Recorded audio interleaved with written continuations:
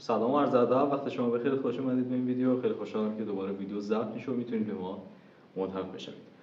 تپ‌های مرورگر، تپ‌هایی که شما در مرورگر خودتون باز میکنید شاید خودتون متوجه نشید ولی باعث کم شدن اینترنت شما میشه. مورد بعدی استفاده از فیلتر شکن و پروکسی. فیلتر شکن ها از اینترنت شما چندین برابر استفاده میکنه. همینطور پروکسی ها. اما اگر بین این دوتا موندید از پروکسی استفاده کنید. حالا از فیلتر شکن و پروکسی استفاده نکنیم چیکار کنیم؟ اینو آخر ویدیو بهتون میگم. ما یک مرورگر درست کردیم که کاملا ضد فیلتره. حداقل زمان استفاده کردن از مرورگر دیگه نیازی به فیلتر شکن ندارید. شما میتونید که از طریق این مرورگر راحت حتی به تلگرام وصل بشید و به نوعی تلگرام خودتون رو ضد فیلتر بکنید. ویدیوشو اینجا میذارم، لطفاً بعد از اینکه ویدیو رو نگاه کردید بعداً دوباره برگردید.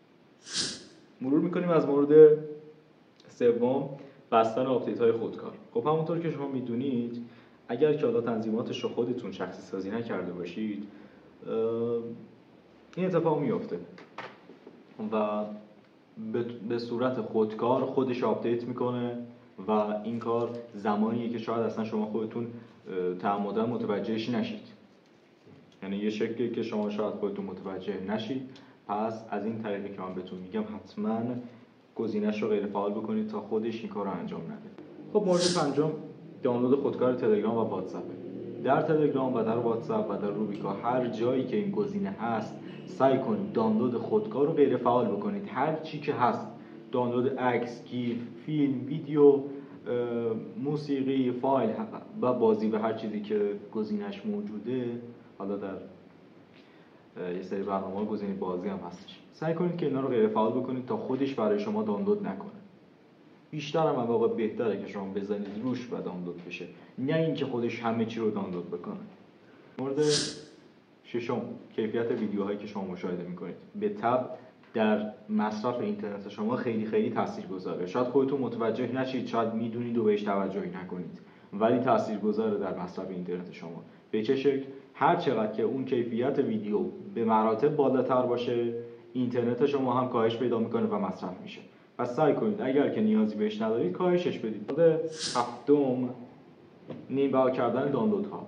اگر که حالا میخواید مثلا یه فایل بلند بالایی رو دانلود بکنید، یه فیلمی رو میخواید دانلود کنید که مثلا فایلشو دارید یا حالا به هر شکله، میتونید که اینو نیم بها بکنید. حالا به چه شکل؟ اینو میبرید به صورت لینکیش میکنید، لینکش رو در میارید، لینکش رو میذارید داخل یه سایتی، اون سایت به شما نیم بها شده شو تحویل میده. یعنی به طور مثال اگه مثلا دانلود کردن اون فیلم 100,000 تومان هزینه داره، شما با انجام این کار و نیم بها کردنش در اون سایت 50 تومان نیازه که فقط بپردازید به جای 100 تومان، کامل نصف میشه. خاموش کردن اینترنت حالا چیزی که خیلی ها میدونن و خیلی چیز عامیه، خیلی ها متوجهشن ولی یادشون میره، باعث مصرف شدن هزینه اینترنت میشه. شاید در بیشتر مواقع مصرف نشه ولی در ادامه متوجه میشید که در چه صورتی مصرف میشه. نهم، اگر که مثلا شما اینترنت خودتون رو به اشتراک بذارید از طریق هات اسپات، یعنی اگر میخواید دیتای گوشیتون رو انتقال بدید به طور مثال به یا سیستم عامل دیگه، گوشی دیگه، تبلت دیگه، حتما رمز بذارید و حجم بذارید روش. رمز یعنی چی؟ رمز بذارید که کسی دیگه نتونه وارد بشه، سیو میشه اینجوری اینترنت شما. و حجم بذارید که اون شخص مقابل دیگه بی‌نهایت نتونه مصرف کنه. پس باید هم حجم بذارید که زیاد نتونه مصرف کنه و هم رمز بذارید که دیگرانی وصل نشن به اینترنت شما. مورد دهم، مسئله حق و امنیتیه. شاید خیلی ها متوجهش نباشن، خیلی ها یادشون بره، خیلی ها میدونن و توجه بهش نمیکنن. روی لینک هایی که اصلا شناساییش نکردید، نمیدونید چیه، خواهشاً کلیک نکنید. و همینطور که روی برنامه های ناشناس هم کلیک نکنید که بخواید دانلود بکنید، به طور مثال در تلگرام. حالا چیکار کنیم که بدونیم این واقعا خودش درست نیست؟ واقعا مثلا این اونه که تو میگی. خب برای این کار شما باید آنتی ویروس نصب کنید. اگر که آنتی ویروس نصب کنید دیگه خودتون متوجه میشید این برنامه‌ای که من دارم نصب میکنم مشکل دارد یا ندارد. مورد بعدی که باید بهش اشاره بکنیم، حالا گفته بودم که اینترنتتون رو خاموش کنید. چرا؟ این حالا به صورت جدا هم تلقی می شود. یه سری برنامه‌هایی هستن که اینترنت شما رو مصرف میکنن. زمانی که کارتون با یه سری از برنامه‌ها تموم شد، اون برنامه رو ببندید اگه نیازی بهش ندارید. از برنامه‌های بازتون اون برنامه رو ببندید بکشید کنار بسته بشه، چون همزمان داره مصرف میکنه، با اینکه شما کاری هم باش ندارید، با اینکه استفاده هم نمی‌کنید، بازم داره مصرف میکنه. و مورد بعدی، مورد 12 که گفته شد، مورد 13. مورد 13 اینکه در لپتاپ، در ویندوز، در پی سی یه سری تنظیماتی موجوده. اگر شما این تنظیمات رو دستکاریش نکنید، اینترنت شما در لپتاپ به هدر میره. که من نمیخوام موضوع رو اینجا دوباره باز کنم، ویدیوشو میذارم، حتما اون ویدیو رو تماشا بکنید که خود ویندوز یه سری تنظیماتی داره که شما میتونید انجامش بدید و از به هدر رفتن اینترنت جلوگیری بفرمایید.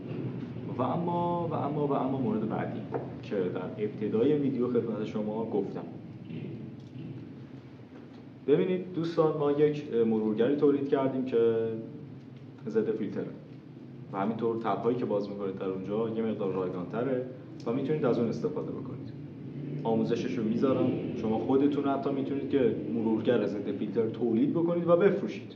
حتی بیشتر مواقع شاید داخل واتساپ هم بتونید برید، من یوتیوب رو تست کردم شده، میتونید برنامه‌ها رو هم با اون نرم افزار و با اون روش ضد فیلتر بکنید. حتی شما میتونید برنامه‌ها رو ضد فیلتر بکنید و حتی مرورگر هم میتونید ضد فیلتر بکنید. چه از این بهتر؟ و حداقلش اینه که شما دیگه نیازی به پروکسی و فیلتر شکن ندارید. ولی اگر بین این دو تا موندید، قطعا پروکسی بهتره. موفق و پیروز باشید. خدا نگهدار.